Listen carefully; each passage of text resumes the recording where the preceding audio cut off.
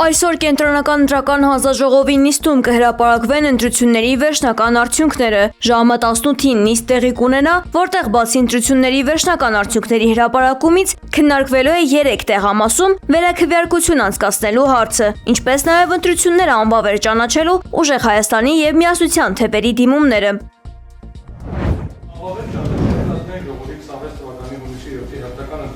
Վարչական դատարանը արձանագրել է, որ կենտրոնական ընտրական հանձնաժողովը ստիպված է լինելու վերաքվեարկության մասին որոշում կայացնել։ Դատարանի պարզաբանմամբ ազգային ժողովի ընտրությունների արդյունքները ամփոփելիս ԿԸՀ-ն օրենքով ունի առանձին տեղամասերում վերաքվեարկություն նշանակելու լիազորություն։ Թեև տվյալ իրավական նորմը այս դեպքում ուղղակիորեն կիրառելի չէ, այնուհանդերձ գործով վիճարկվող որոշման մերջ արձանագրված խախտումների պատճառով ԿԸՀ-ն ընտրությունների ամփոփման փուլում ստիպված է լինելու որոշում ընդունել առանձին ընտրական տեղամասում վերաքվեարկություն անցկացնելու մասին։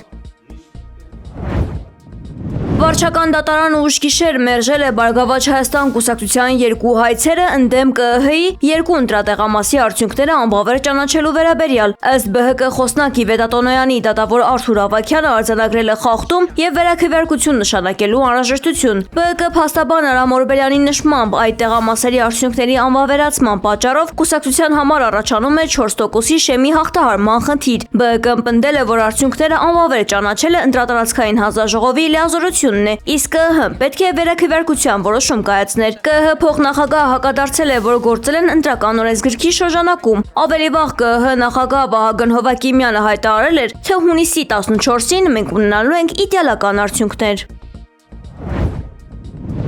Поверьте мне, все в правительстве об этом думают.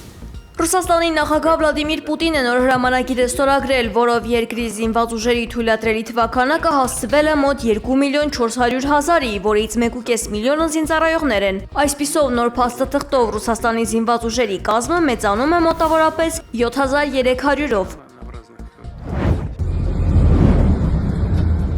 Մոսկվայի Օդինցովո քաղաքում բեռնատարը դուրս է եկել հանդիպակաց գոտի և բախվել երթուղային տաքսուն։ Ռուսաստանի ներքին գործերի նախարարության փոխանցման պատահարի հետևանքով 1 մարդ զոհվել է, 12-ը վիրավորվել։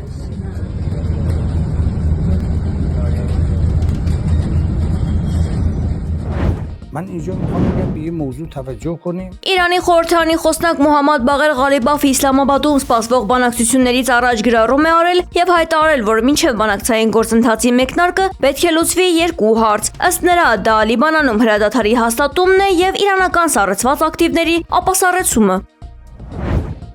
Իսրայելցի բարձրաստիճան պաշտոնյաները համարում են, որ ԱՄՆ-Իրան ապագա գործարքը վնասում է Իսրայելի շահերին և չի վերացնում իրանական միջուկային ու հրթիռային ծրագրերի վերաբերյալ առանցքային սպառնալիքները, գրել է իսրայելական պարբերականը հղում անելով իր աղբյուրներին։ Մեր ձայնը լսելի չէ, սա վատ համաձայնագիր է, ոչ ոք գոհ չէ դրանից։ Բոլորը հասկանում են, որ այն վատ է մեզ համար և վնասում է իսրայելական շահերին, նշել է պարբերականի զրուցակիցներից մեկը։ Մեկ այլ պաշտոնյայի խոսքով տարածաշրջանում համաձայնագիրը ընկալում են որպես իրանական ճնշումների և ԱՄՆ-ի զիջումների արդյունք։ Աղբյուրներից մեկն էլ նշել է, թե Թրամփը անհարմար դրության մեջ դրեց մեզ։ Ավելի վաղ Իսրայելի վարչապետ Բենյամին Նեթանյահուն դժգոհել է ԱՄՆ և Իրանի միջև պատրաստվող համաձայնագրի պայմաններից, նշելով, որ ակնկալում էր Իսրայելի համար ավելի շահավետ պայմանավորվածություններ։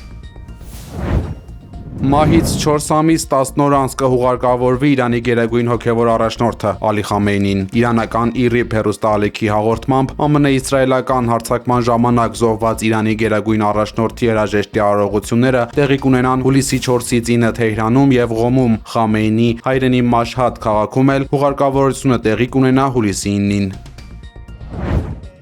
ԱՄՆ նախագահ Դոնալդ Թրամփը հայտարարել է, որ ամերիկյան զինուժը հաջողությամբ ոչնչացրել է Տրենդե Արագուա հանցավոր խմբավորման առաջնորդ Նինո Գերերոին։ Թրամփը սոցցանցի իր էջում հրապարակել է հարվածի կադրերը, նշելով, որ գործողությունը եղել է իր ուղիղ հրահանգի արդյունքը և համակարգվել է Վենեսուելայի իշխանությունների հետ։ ԱՄՆ նախագահը ընդգծել է, որ այս քայլով վերջ է դրվում հանցախմբի անպատժելիությանը և հավելել է, որ իր վարչակազմը շարունակելու է հետապնդել ահաբեկիչներին աշխարհի ցանկացած կետում։ Նինո Գերերոն, որը երկար ժամանակ գտնվում էր ամերիկյան հատուկ ծառայությունների ուշադրության կենտրոնում, մեղադրվում է միջազգային թմրաշրջանառության, մարդկանց թրաֆիքինգի և ֆինանսական հանցագործությունների համար։ Իրավիճակը նաև քաղաքական նշանակություն ունի, հաշվի առնելով հանցախմբի ենթադրյալ կապերը Վենեսուելայի նախկին իշխանությունների հետ։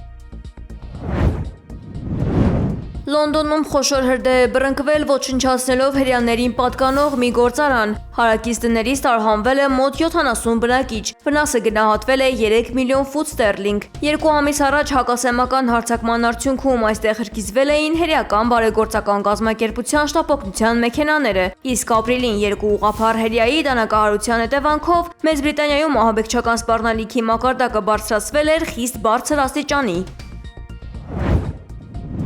We will discuss mainly the topic of Եվրամիության բոլոր անդամ պետությունները համաձայնել են երկուշաբթիից պաշտոնապես սկսել Ուկրաինայի եւ Մոլդովայի հետ միության անդամակցության բանակցությունների բուն փուլը, հայտնել է Եվրահանձաժողովի նախագահ Ուրսուլա ֆոն դեր Լեյենը։ Գործընթացը, որը նախկինում արգելափակվում էր հունգարական վետոյով, առաջ է շարժվել ապրիլին Հունգարիայի վարչապետ Վիկտոր Օրբանի ընտրություններում պարտվելուց հետո։ Ուկրաինայի եւ Մոլդովայի նախագահներ Վլադիմիր Զելենսկին ու Մայա Սանդուն ողջունել են այս որոշումը, շեշտելով դրա կարևորությունը եւ վերահաստատելով բարեփոխումները շարունակելու պատրաստակամությունը։ Բանակցությունների առաջին փուլում Կիևը եւ Քիշինևը պետք է ցույց տան իրենց դատական համակարգի եւ պետական կառավարման համապատասխանությունը Եվրամիության չափանիշներին, որը սովորաբար տևում է տարիներ եւ հաջողության երաշխիքներ չունի։ Ծանր քաշային կարգում բռնցքամարտի աշխարհի չեմպիոն Ալեքսանդր Ուսիկը Սպիտակ տանը հանդիպել է ԱՄՆ նախագահ Դոնալդ Թրամփի հետ։ Քննարկված թեմաները դեռևս չեն հրապարակվել։ Հայտնի է միայն, որ ուկրաինացի մարզիկն իր այս ամերիկյան այցի շրջանակում առաջին անգամ այցելել է նաև Պենտագոն, իսկ ավելի վաղ Թրամփին հրավիրել էր Ուկրաինա տեսնելու ռազմական գործողությունների հետևանքները։ Ուսիկը հայտարարել է քաղաքականություն մտնելու իր ծրագրերի մասին։ Նա նշել է, որ մտադիր է եւս մի քանի տարի մնալ բռնցքամարտում, որից հետո ցանկանում է աշխատել հանուն պետության եւ առաջադրվել Ուկրաինայի նախագահի պաշտոնում, շեշտելով, որ նախագահից ցածր որևէ այլ պաշտոն չի դիտարկում։